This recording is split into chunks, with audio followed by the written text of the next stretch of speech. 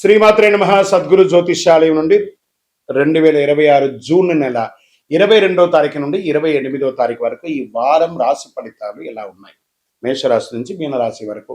ప్రతి వరకు ఒకరికి ఒక క్యూరియాసిటీ, నాకు ఈ వారం ఆరోగ్యం ఎలా ఉంటుంది, ఉద్యోగం ఎలా ఉంటుంది, వ్యాపారం ఎలా ఉంటుంది, నా జీవితం అంతా ఎలా ఉంటుందని తెలుసుకునే ఒక తాపత్రయంలో మా ఛానల్ చూస్తున్నటువంటి మిత్రులారా, చూస్తున్నారు కదా, సబ్స్క్రైబ్, ఒక లైక్, ఒక షేర్, ఒక గంట గుర్తు కొట్టేద్దామా? రైట్. ఇక వ్యవహారానికి వెళ్ళేటప్పటికీ ఈ వారం అంతా కూడా గ్రహాలు ఎలా ఉన్నాయి, ఫస్ట్ గ్రహాల యొక్క స్థితిని బట్టే కదా ఈ వారం అంతా ఎలా ఉంటుందో చెప్తాము.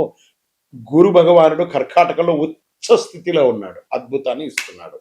శని మీనరాశిలో వక్రగతిలో ప్రభావం చేస్తున్నాడు. కుజుడు సింహరాశిలో ఉండడం వల్ల ధైర్యం, రాజకీయ నాయకత్వ అంశాలు జరపబడుతున్నాయి. రాహు కుంభంలో, కేతు సింహంలో ప్రభావం చెబుతున్నారు. ఇవన్నీ కూడా చంద్రగ్రహ రాశి ప్రకారంగా చూస్తున్నాం. జాతకం పడుతున్న వర్షానికి ఒక గొడుగు మాత్రమే, కానీ జాతకం జీవితం కాదు. మీరు మిమ్మల్ని నమ్మండి, మీ యొక్క జీవితాన్ని నమ్మండి, మీ యొక్క ఇష్టదేవాన్ని నమ్మండి.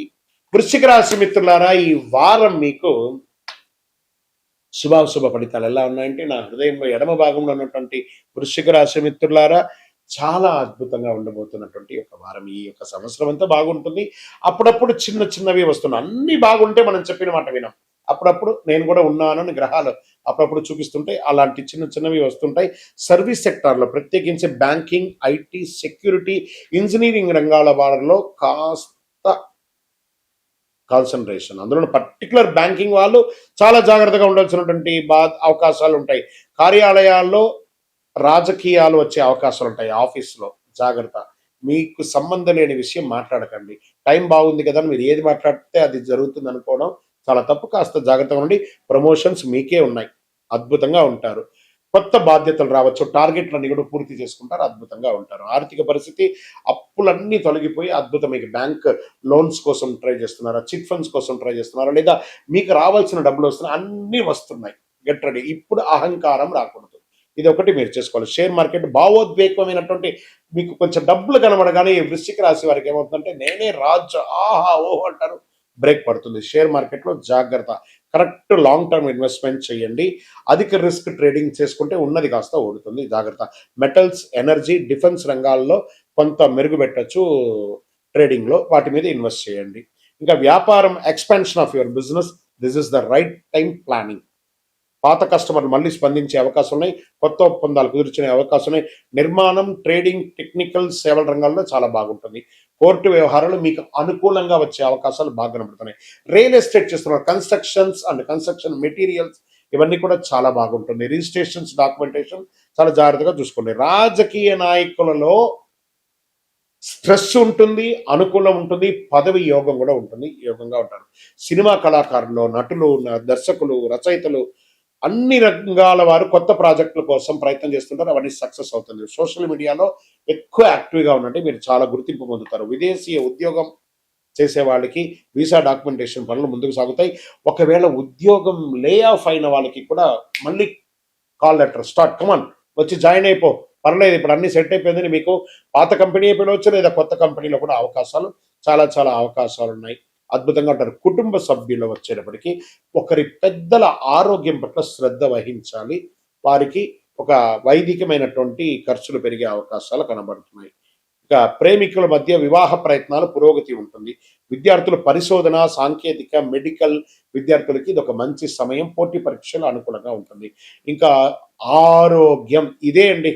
వృశ్చిక రాశి వారికి ఒక చిన్న మైనస్ ఏమంటే రక్త ప్రసరణ, హార్మోన్ సంబంధించిన సమస్యలు, ఇవన్నీ కూడా ఉంటుంది. శస్త్రచికిత్స కూడా అయ్యే అవకాశాలు ఉన్నాయి. మాస్టర్ చెకప్ చేసుకోండి, యోగా, ధ్యానం అవన్నీ చేసుకోండి. ఫస్ట్ మీకు శత్రువు అయినటువంటి ఆ ఫోన్ని పక్కన పడేయండి, మీరు బాగుంటారు, ఆరోగ్యంగా ఉంటారు. వ్యవసాయదారులకి నీటి నిర్వహణపై శ్రద్ధ పెరుగుతుంది. మిర్చి, పత్తి, పప్పు ధాన్యాలు రైతులు అనుకూలంగా ఉంటుంది. పంట సంరక్షణ అద్భుతంగా ఉంటుందిగా చెప్పచ్చు. ఓవరాల్ ఈ నెల మీకు గురు భగవానుడు మారడం వల్ల ఈ వారంలో ఉన్నటువంటి గొప్ప అనుకూలం ఏమంటే 9 మీ యొక్క అదృష్ట సంఖ్య, అదృష్ట రంగు ఎరుపు మరియు కాషాయం, అదృష్ట దిక్కు దక్షిణ దిక్కు. మీరు దర్శించవలసినటువంటి దేవాలయం సుబ్రహ్మణ్య స్వామి దేవాలయం దర్శనం చేసుకోండి. ఏదైనా ఆరుపడై విడుదలకు వెళ్ళండి, లేదా పక్కన ఉన్నటువంటి సుబ్రహ్మణ్య స్వామి దేవాలయానికి వెళ్ళండి. ఎర్ర కందులు, ఎర్ర వస్త్రాలు దానం ఇవ్వండి. విద్యార్థులకి పుస్తకం, పెన్సిల్ లాంటిది దానం ఇవ్వండి. అన్నదానం చెయ్యండి. అద్భుతంగా ఉంటారు. వృశ్చిక రాశి మిత్రులారా, ఈ సంవత్సరం అంతా మీకు జాక్పాట్ ఇయర్ అని కూడా చెప్పచ్చు. అందులో ప్రతి వారం చిన్న చిన్న మార్పులు ఖచ్చితంగా ఉంటుంది కాబట్టి జాగ్రత్తగా ఉండండి. మంచి సమయం వచ్చినప్పుడు మంచి మనుషులు కలుస్తూ ఉంటారు, అద్భుతంగా ఉంటారు. This is your week. ఇంకను మీ యొక్క వ్యక్తిగత జాతకం తెలుసుకోవడానికి మీ పరిసర ప్రాంతాల్లో ఉన్నటువంటి గురువుల్ని సంప్రదించండి. లేదు గురుగారు, మేము మీ దగ్గరనే తెలుసుకోవాలని అనుకుంటున్నాము. అయితే ఏం చేస్తారంటే డిస్ప్లేలో కనబడుతున్నటువంటి నెంబర్కి మీ పేరు, మీ డేట్ ఆఫ్ బర్త్, మీ ప్లేస్ ఆఫ్ బర్త్, మీ టైమ్ ఆఫ్ బర్త్ కంపల్సరీ పెట్టండి. వాట్సాప్ చేయండి. తప్పకుండా మా అడ్మిన్స్ మీకు రిప్లై ఇస్తారు. ఇంకా ఈ జాతకం కాకుండా మాకు ఏమైనా ఇంకా అదృష్టకరమైనటువంటి వస్తువులు ఏమైనా ఇస్తారంటే అతి శక్తివంతమైనటువంటి 48 రోజులు పూజ చేసినటువంటి కరుంగాళి మాల కూడా మన యొక్క ఆర్గనైజేషన్ నుంచి వస్తుంది. మన దేవాలయంలోనే పూజ చేసి అందిస్తున్నాము. కావలసిన వారు సంప్రదించారు. దేవుడు మనకు జీవితంలో పరీక్షలు ఎందుకు పెడుతున్నారని ఒక ప్రశ్న అడుగుతున్నారు. దేవుడు మనకు పరీక్షలు పెట్టడం మనకు ఆయనకేం పని లేదండి. మిమ్మల్ని ఎంచుకొని మీకు పరీక్షలు పెట్టడం అనేది కాదు. మనం ఎంచుకున్నటువంటి దారి, ఆ దారిలో మనం పుట్టినప్పటి నుంచి మరణించేంత వరకు నీ యొక్క రాత ఇది అని చెప్పి రాసి పంపించేస్తాడు. అర్థమైందా? ప్రతి ఒక్కరికి కూడాను ఈ యొక్క తల్లిదండ్రులకి పిల్లవాడు గాను, ఒక భార్యకు ఒక భర్తకు భర్త భార్య గాను, భార్యకు భర్త గాను, పిల్లలు గాను, అత్తమామలు గాను, ఫ్రెండ్స్ గాను, ఉద్యోగం గాను, వృత్తి గాను నిర్ణయించబడింది మరణం వరకు. మరి ఇందులో వచ్చే పరీక్షలు అంటారు చూసారా, భగవంతుడు దీన్ని కొంచెం ఫర్నిష్ గా చెప్పుకుంటే చెరిష్ ద గిఫ్టర్, అబ్యూస్ ద గిఫ్టర్ అని అంటారు అనమాట. భగవంతుడు మనకు ఒక అద్భుతమైనటువంటి గిఫ్ట్, ఈ శరీరాన్ని ఇచ్చాడు. దేవాలయ భక్తి అని చెప్పేసి ఒక జీవితాన్ని, మానవ జన్మనిచ్చాడు. ఇందులో మనం చక్కగా పరోపకారార్థి ఇదం శరీరం అనుకుంటూ మనం చేయాల్సిన కార్యక్రమాలు చేసుకుంటూ ఇతరులను చేసుకుంటూ పోతే అన్ని రకాలుగా ఉంటుంది. ఎప్పుడైతే మనలో స్వార్థం అది వస్తుందో, ఆశ అవన్నీ పెరుగుతుందో, అప్పుడు దారి తప్పుతూ ఉంటాం. ఆ దారి తప్పినప్పుడు అవసరాలు పెరుగుతాయి. ఆ అవసరాలు తగ్గట్టుగా అవకాశాలు ఉండదు. దానికి అప్పులు చేయడము, లేకపోతే ఇతరులను ఏమార్చడము, సమాజంలో ఇబ్బంది పెట్టడము. దాన్ని మనం ఏం చేస్తాం, భగవంతుడు నాకే ఇన్ని కష్టాలు ఇస్తావా అని భగవంతుడిని బ్లేమ్ చేయడం. ఆయనకి ఏమైనా పనే?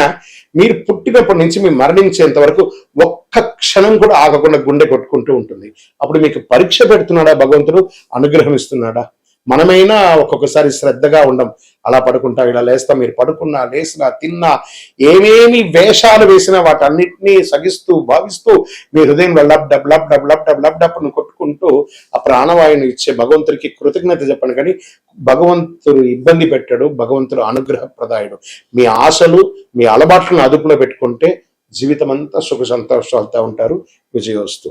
గురుగారు, ఒక ప్రశ్న ఉందండి. నిజమైనటువంటి భక్తి అంటే ఆలయానికి వెళ్ళడమేనా? ఆలయానికి వెళ్ళే పూజలు, పురస్కారాలు, హోమాదులు చేస్తేనే భక్తియా, లేకపోతే ఏ రకంగా ఉండొచ్చు అని అంటే, ఇప్పుడు మాధ్యమాల ద్వారా చూస్తున్నారు చూసారా, యూట్యూబ్ ద్వారాను, టీవీ ద్వారాను చూస్తున్నారు కదా. ఎలా మీకు నేను కనెక్ట్ అయ్యాను? త్రూ శాటిలైట్ ద్వారా వెళ్ళి మీకు నేను కనెక్ట్ అయ్యాను కదా.